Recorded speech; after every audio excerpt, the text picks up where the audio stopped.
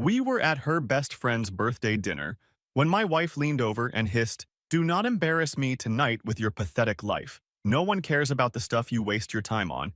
Just sit there and smile." I swallowed my pride. But when everyone shared career wins, she smirked and said, "Jason, he's still pretending he's going to be somebody.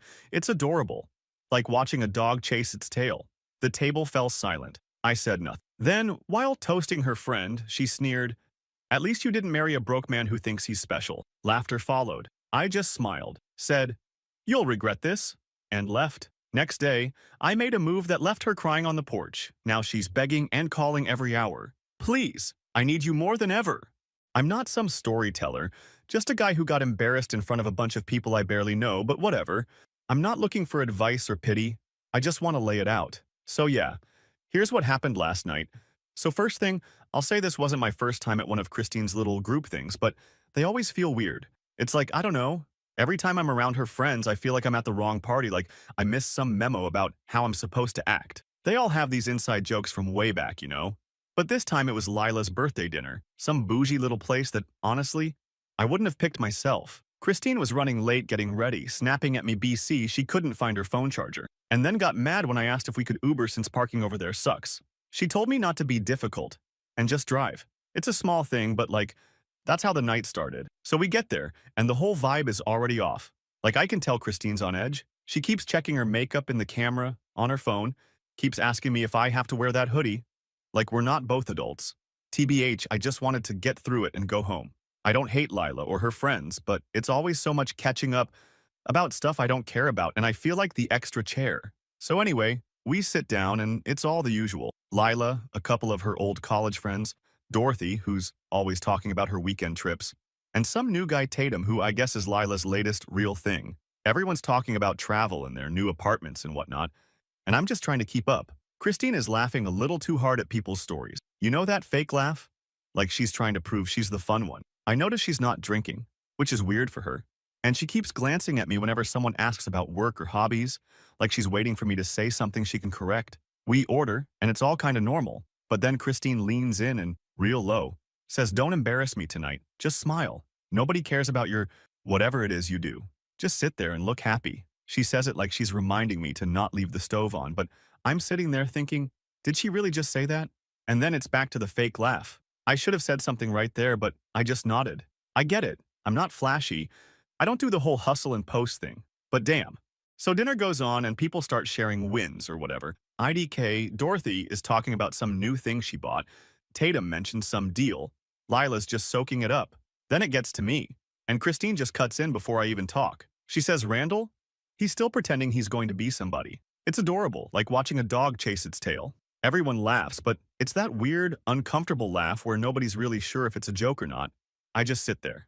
I'm not going to start a scene at Lila's birthday. I know Christine, she gets this way when she feels like she's not the center. She's always been sensitive about not being the one with the biggest thing going on. She's got this thing about status, like she can't stand being second. I think it's from her mom, honestly. Her mom's always saying stuff like, "You gotta be the winner or people forget you." I don't know, I thought it was just talk, but I'm starting to see it.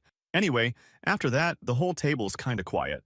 Lila tries to change the subject, starts talking about some show she's binging, and Dorothy's scrolling through her phone like she's looking for something more interesting to talk about. I'm just eating my food, thinking, I should leave, but I don't. Not yet. Then, after the cake, Christine stands up to do this little toast. I swear she loves being the one with the glass in her hand. She's going on about how Lila's always been the friend with her stuff together, how she chose right. And then she says, "At least you didn't marry a broke man who thinks he's special." The way she says it, she's looking right at me, like not even pretending it's not about me. Everyone laughs, a couple people look at me, and Lila just kind of stares at her plate. I just sit back, push my chair out. I say, loud enough for the table, "You'll regret this." And I stand up. Christine tries to grab my arm, but I shake her off. She says, "Don't make a scene, don't ruin Lila's night," but she's already ruined it for me. I grab my jacket, walk out. I hear her behind me saying something to Lila like, "He's just sensitive, don't worry about it." But I don't look back. I get outside and text my buddy Joseph. I ask if I can crash at his place. He says, "Yeah, no problem." I don't go home. I just drive. And I'm halfway to Joseph's before I even realize I left my phone charger at the restaurant, not going back for it. Christine sends me a bunch of texts. I don't answer. So yeah, that's the night. I didn't freak out, I didn't yell, I just left. I know people will probably say I should have stood up for myself right then, but honestly, I was just tired. But I'm not done. I'm not going to just let her stomp all over me and call it banter or whatever. She's always acted like she's above me because she makes more money and her friends are all doing better.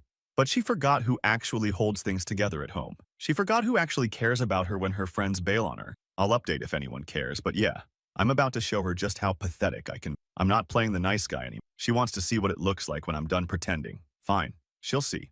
And that's it for now. If anyone's got thoughts, go ahead. I know this is going to get split opinion. Just don't tell me to go to therapy or whatever. I'm not there yet. Update 1.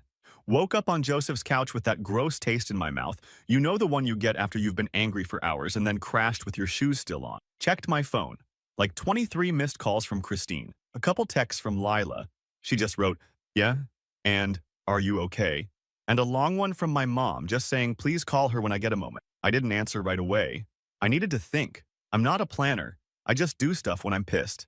And last night I decided I'm not playing the good sport anymore. Not after that dinner. So yeah, I went straight to the condo. It's maybe a 30-minute drive in morning traffic, but it felt longer. I don't even remember most of it. Just that I was already running through what I'd do as soon as I got there. Christine's car was gone. She always goes for her morning run with Dorothy, posts about it on stories, all that. Predictable.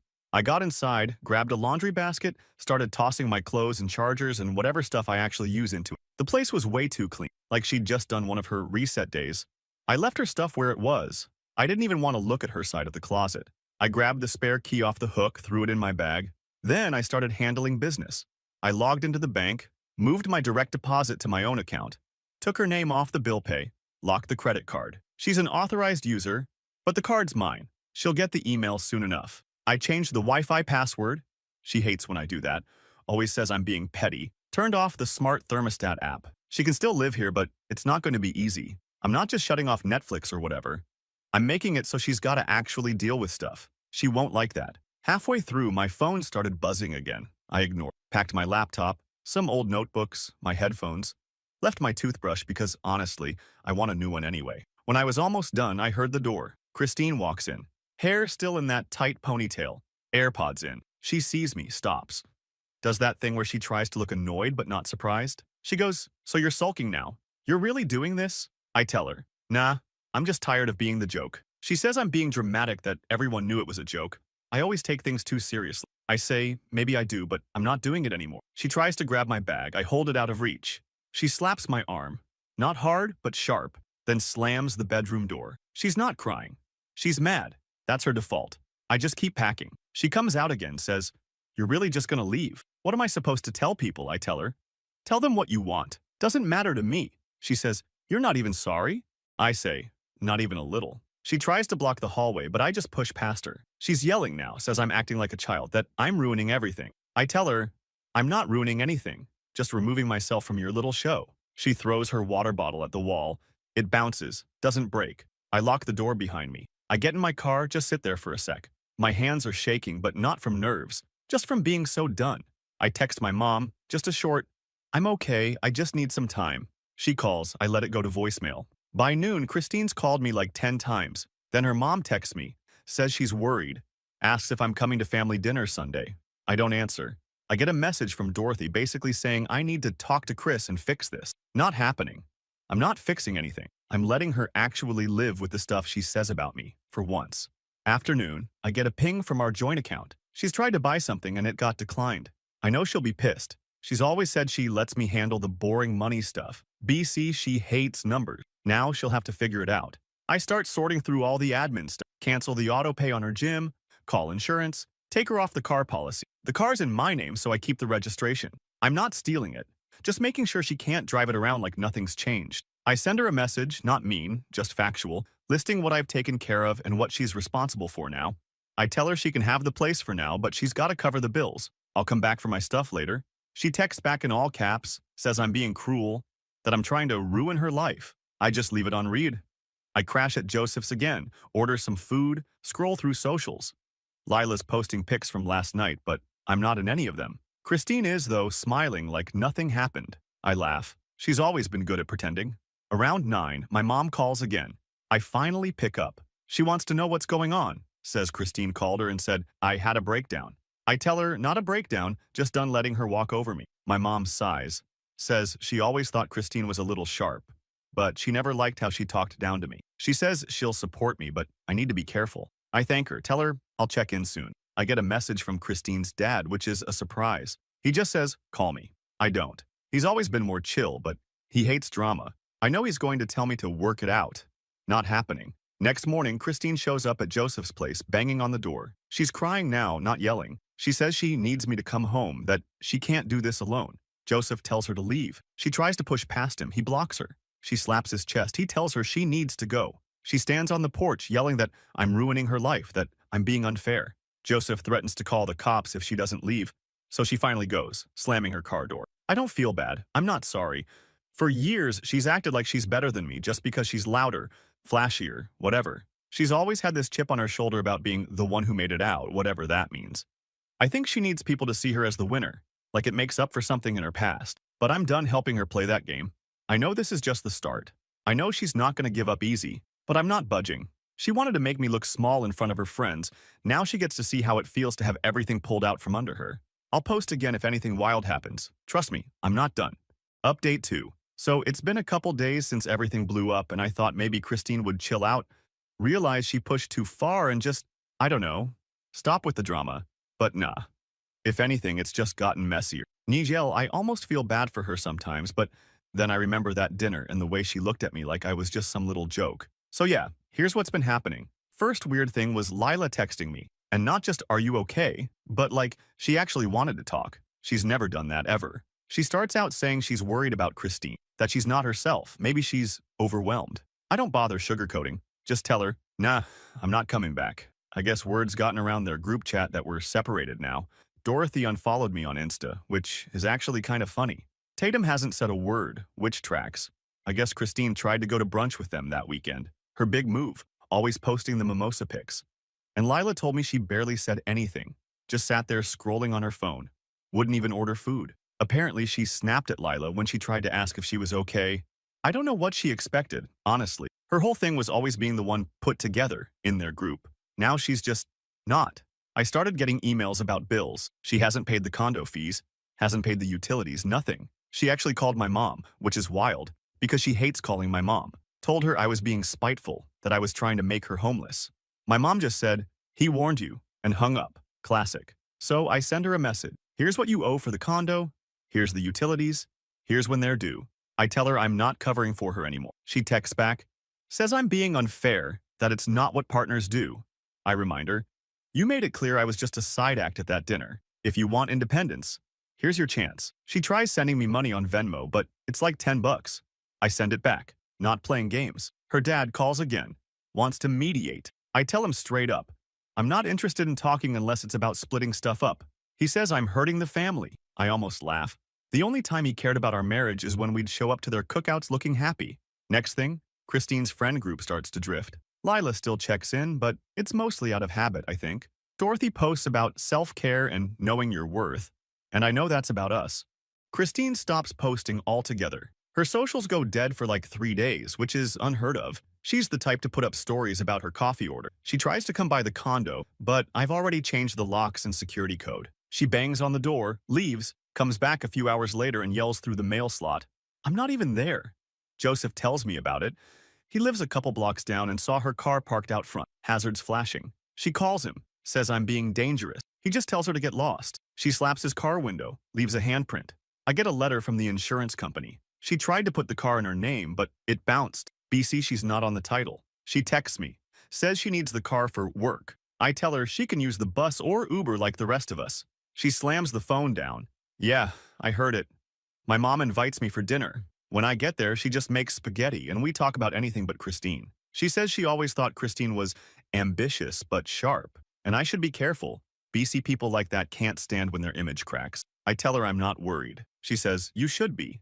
But she smiles. Christine's parents call a family meeting. Her, them, me. I almost don't go, but I want to hear what they'll say. Get there, they're all sitting in the living room like it's an intervention. Her mom tries to guilt me, says I'm ruining her daughter's life. I say she did that herself. Her dad tries to get loud, says I'm cutting her off from her own home. I tell him it's not her home. She's not on the mortgage. She didn't want to be. She didn't want the responsibility. He gets up, tries to get in my face. I don't back down. Christine is sitting there crying, says she just wants to go back to normal. I say normal ended at that dinner. She throws a pillow at me, then storms upstairs, slamming the door. Her mom says I should think about what I'm doing. BC. People talk. I tell her, let them. I leave. On the way out, Christine yells from the window that I'm nothing without her. I just get in my car and drive. So now she's alone in the condo. Bills stacking up, friends drifting, parents mad, and I'm not lifting a finger. She's texting and calling every hour, telling me she needs me, that she didn't mean it. I just ignore her. Joseph asked if I feel bad. I told him sometimes. But then I remember all the little digs, all the times she said I was lucky she put up with me. I don't feel bad anymore. Lila sent me a message tonight, says she's worried about Christine, that maybe I should just talk to her. I said, she's got her parents, she's got you. I'm done. I know this isn't over, not by a long shot, but I'm not backing down. She wanted to act like she could walk all over me. Now she can walk through life alone for a bit. I'll post again if anything else happens. Something tells me this is about to get even messier. Final update. If you told me a month ago I'd be writing this, I'd have laughed. Like, I always thought Christine was cold sometimes, sharp, but never thought she'd completely lose it in public over, well, over me. But here we are. And Yigel, the last few days have been straight up weird, even for this whole mess. So I'm just trying to get through the week, right? I moved most of my stuff into Joseph's spare room. I'm working on sorting out the last of the condo bills and trying not to look at my phone every time it buzzes because it's either Christine or her mom. And I'm honestly tired. The only normal thing is my mom texting me dumb memes and spaghetti recipes. I'm not even on socials much because every time I see a story from Lila or Dorothy, it's just Christine not there or some passive-aggressive quote about self-worth. Whatever. But anyway, I noticed Christine's text started changing.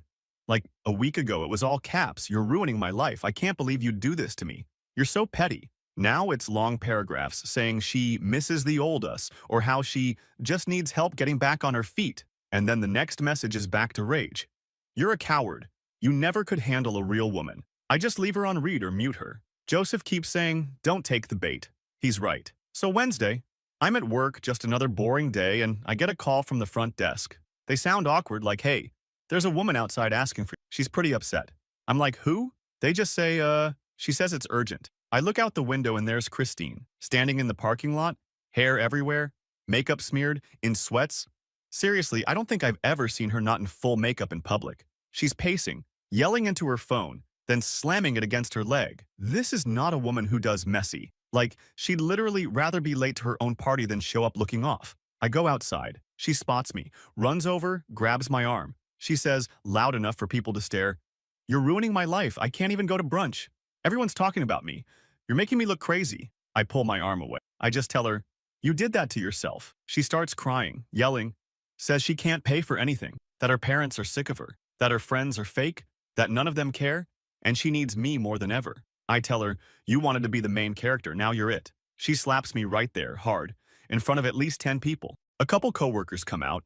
One asks if I want them to call someone. I shake my head. Tell Christine she needs to leave. She tries to block my way, says she's not leaving until I say I'll come home. I just look at her and say, that's never happening. She throws her phone on the ground.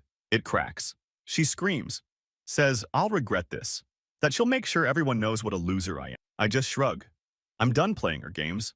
Security comes out, tells her to go. She slaps the hood of my car as she leaves, then finally gets in her own and peels out. I go back inside, sit at my desk, and just IDK, scroll through my messages. There's 10 new ones from her, all caps, then 2 voicemails where she's sobbing and saying she can't do this alone. I delete them. That was 2 days ago. Since then, she's tried showing up at the condo, but I wasn't there. She called Joseph again, he didn't answer. Her parents sent me this long email about how I'm destroying their family's reputation. I forwarded it to my lawyer. My mom called and just said, "You did good, proud of you." I heard from Lila that Christine tried to come to brunch again, but Lila wouldn't let her in. Dorothy blocked her number. Even her parents are done bailing her out, I guess. She's been staying at her aunt's place, but that won't last. Her aunt's kind of a hard ass. She's still blasting me with texts, but it's all noise now. Here's the thing.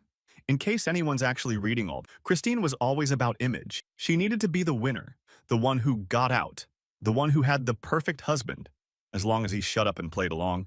I was supposed to just be there, smiling, making her look good. When I stopped playing along, she lost her mind. That's all it was, really. Do I feel bad? Not really.